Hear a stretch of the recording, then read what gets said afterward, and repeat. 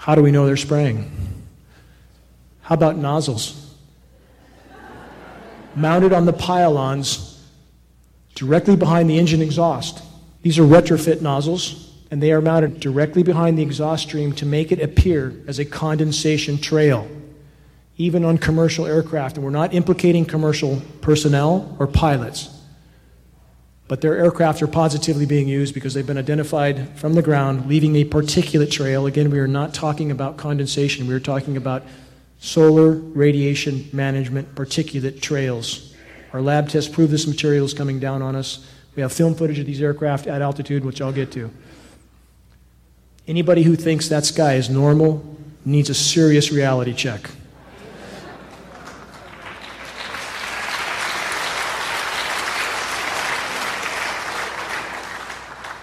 That's about as unnormal as it gets. And we live under toxic skies. Our children live under toxic skies every single day.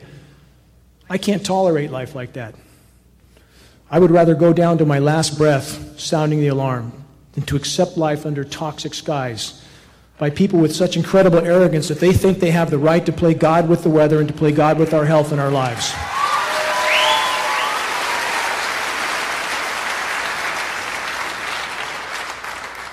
Four photographs, three of heavily geoengineered skies, aerosolized skies, one untainted picture. How many of us even remember what such a sky looks like? It's so seldom we have lost track. These programs have been occurring for 65 years, having a profound effect on climate systems around the globe. Few of us truly know, quote unquote, natural weather in any way, shape, or form. The system is very complex and intricate and entirely connected. For those who think they can intervene with these systems and do anything but harm, it's the same as the pharmaceutical commercials we see on the TV every day. Take this for that ailment, and by the way, here's 20 other things that are exponentially worse. And the next commercial is an attorney's group saying if you took this and that, you can sue, and you're going. This is the mentality that runs the planet. How can they get away with this? Because we're letting them get away. Because we're on our iPhones, watching football games, and that reality will not continue much longer. Learn to recognize what's an aerosolized sky. Inside, if you think it's only passengers inside aircraft with windows on the side that look like passenger jets, think again. There's a lot of things inside these aircraft that we're not being told about. And for those, again, who try to marginalize an issue of such gravity, either because they're afraid or because they've completely lost touch with the reality, how much proof do we need? And this is only a sample of that proof. This is important.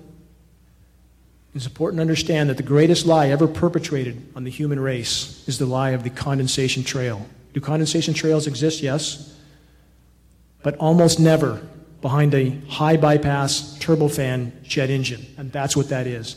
All commercial aircraft and all military tankers are fitted with a high bypass turbofan jet engine. It's a jet-powered fan. It's designed for fuel efficiency.